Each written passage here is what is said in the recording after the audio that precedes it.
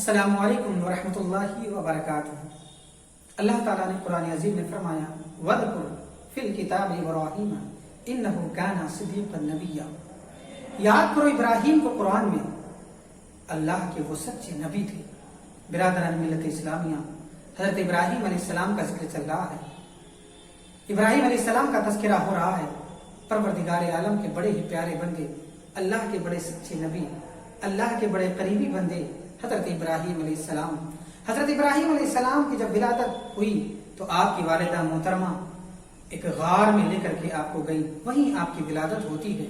ولادت ہونے کے بعد جب کافی بڑے ہو گئے تب اس غار سے اور اس پہاڑ کے دامن سے حضرت ابراہیم علیہ السلام کی والدہ محترمہ آپ کو آبادی میں لے کر کے آتی ہیں۔ جیسے حضرت ابراہیم علیہ السلام آبادی میں آئے، آپ نے لوگوں کو دیکھا کہ لوگ بتوں کے سامنے سجدہ کر رہے ہیں، معبودان باطلہ کے سامنے سر کو جھکا رہے ہیں۔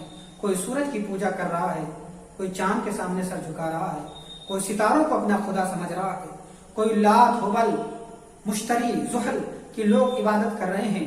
برادران ملت اسلامیہ، حضرت ابراہیم علیہ السلام چونکہ اللہ کے نبی، اللہ کے پیارے بندے، حضرت ابراہیم علیہ السلام نے لوگوں کو منع کرنا شروع کیا اور آپ نے اس طرح سے تبلیغ شروع کی، وحدانیت کا اعلان کیا۔ آپ نے اللہ تعالیٰ کی وحدانیت کا اعلان کیا اور آپ نے ایک رب کی بارگاہ میں سجدہ کرنے کا اور اسی کو خدا ماننے کا لوگوں کے سامنے پیغام پیش کیا۔ وہ اس طریقے سے کہ ایک مرتبہ رات کی تاریکی ہے، ستارے نمودار ہیں، حضرت ابراہیم علیہ السلام نے کہا اے لوگوں، تم ان ستاروں کو ہمارا خدا سب قرار دیتے ہو؟ یقیناً یہ ستارے خدا نہیں ہو سکتے، اس لیے کہ تھوڑی دیر کے بعد یہ ستارے خاموش ہو جاتے، ان کی چمک دمک ختم ہو جاتی ہے۔ برادران ملت اسلامیہ، پھر چاند نمودار ہوا۔ حضرت ابراہیم علیہ السلام نے فرمایا اے لوگوں، اس چاند کو تم لوگ ہمارا خدا سب قرار دیتے ہو؟ یقیناً یہ چاند بھی ہمارا خدا نہیں ہو سکتا۔ کیوں؟ اس لیے کہ چاند بھی غروب ہو جاتا، چاند بھی غائب ہو جاتا ہے، جو غائب ہو جائے وہ خدا نہیں ہو سکتا۔ دوسرے دن جب سورج نمودار ہوا، شام ہوتے ہوتے سورج بھی غروب ہوا، اللہ کے پیارے نبی حضرت ابراہیم علیہ السلام نے پھر لوگوں سے کہا اے لوگوں، تم اس سورج کو ہمارا خدا قرار دیتے ہو؟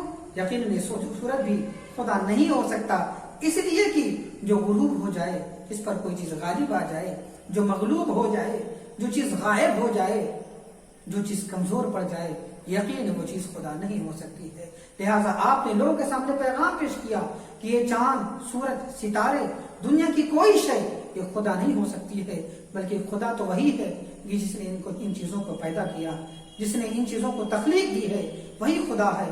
لہٰذا اے لوگوں، خدا وحدہ لا شریک، ایک رب، ایک خدا کی بارگاہ میں سجدہ کرو۔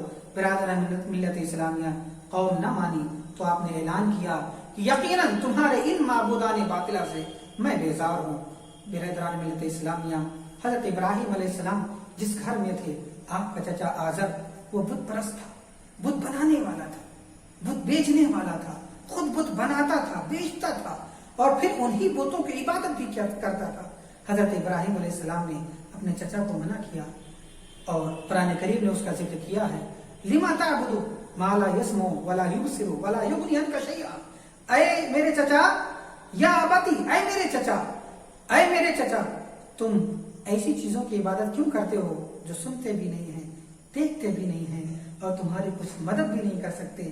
برادران ملت اسلامیہ، آپ کا چچا ضرورت تھی تو یہ تھی، ہونا تو یہ چاہیے تھا کہ آپ کا چچا آپ کی بات مان جاتا، اس لیے کہ آپ نے دلیل اور دلائل و براہین سے آپ نے منع کیا تھا، مگر وہ آپ کا چچا نہ مانا اور آپ پر برانگیختہ ہو گیا، غصہ کرنے لگا۔ اس نے یہاں تک کہہ دیا اے ابراہیم، اگر یہ جتنے میرے بت ہیں، میں نے جن بتوں کو بنایا ہے اپنے ہاتھوں سے، اگر یہ سارے بت تمہارے خدا کی خدائی کی گواہی دینے لگیں تو میں مان لوں گا اور میں ایمان لے آؤں گا۔ حضرت ابراہیم علیہ السلام نے رب کی بارگاہ میں دعا کی، پروردگار عالم نے ان بتوں کو قوت گویا عطا کی اور سارے بت جتنے بت آزر نے بنا کر کے رکھے تھے، سارے بتوں نے کلمہ پڑھنا شروع کر دیا۔ کلمہ پڑھا، لا الہ الا اللہ ابراہیم خلیل اللہ، لا الہ الا اللہ ابراہیم خلیل اللہ، لا الہ الا اللہ ابراہیم خلیل اللہ۔ برادران ملت اسلامیہ، یہ بہت ہی روشن دلیل تھی، بہت ہی واضح نشانی تھی، بہت ہی واضح علامت تھی کہ اب آپ کا چچا آزر آپ کی بات مان جاتا، مگر پھر بھی وہ نہ مانا۔ اور آپ سے غصہ ہوا، برانگیختہ ہوا، ناراض ہو گیا، یہاں تک کہ آپ کو اپنے گھر سے نکال دیا۔ حضرت ابراہیم علیہ السلام لوگوں کے سامنے تبلیغ کرتے رہے، لوگوں کو دین کی طرف بلاتے رہے، لوگوں کو وحدانیت کی طرف بلاتے رہے، لوگوں کو اچھی راہ کی طرف بلاتے رہے، مگر کوئی نہ مانا۔ عزیزان محترم، کچھ دنوں کے بعد ایک سالانہ میلے کا وقت آیا اور قوم کے میلے کا طریقہ یہ تھا کہ سارے کے سارے لوگ وہاں اکٹھا ہوتے، وہاں خرافات کرتے، اور خرافات کرنے کے بعد دن بھر موج مستی کرنے کے بعد جب شام کو واپس آنے کا وقت ہوتا تو پہلے اپنے بت خانہ جاتے اور وہاں اپنے بتوں کے سامنے سجدہ کرتے، پھر اپنے اپنے گھروں کو واپس ہوتے۔ اب جب قوم کے میلے کا وقت آیا، سارے کے سارے لوگ میلے میں چلے گئے، حضرت ابراہیم علیہ السلام نہیں گئے۔ حضرت ابراہیم علیہ السلام نے موقع اچھا سمجھا، غنیمت سمجھا، آپ بت خانے گئے اور سارے بتوں کو توڑ پھوڑ کر کے رکھ دیا، کسی کا ہاتھ توڑ دیا، کسی کا پیر توڑ دیا، کسی کی ناک کاٹ لی، کسی کی آنکھیں پھوڑ دی، سارے بتوں کو تہس نہس کر دیا، مگر جو سب سے بڑا بت تھا اسے حضرت ابراہیم علیہ السلام نے چھوڑ دیا۔ جو سب سے بڑا بت تھا اسے حضرت ابراہیم علیہ السلام نے چھوڑ دیا اور ہتھوڑا اسی بڑے والے بت کے کندھے پر لٹکا دیا۔ کچھ دیر کے بعد شام کے وقت جب قوم واپس آئی، اپنے بتوں کا برا حال دیکھ کر کے سب چیخنے لگے، چلانے لگے کہ کس نے ہمارے بتوں کا یہ حال کیا، کس نے ہمارے خداؤں کا یہ حال کیا، کس نے ہمارے معبودوں کا یہ حال کیا۔ پھر آپس میں بات یہ ہوئی کہ ابراہیم کے علاوہ کوئی ایسا نہیں کر سکتا، یقیناً ایسا کرنے والا ابراہیم ہے، ابراہیم کے علاوہ کوئی نہیں کر سکتا۔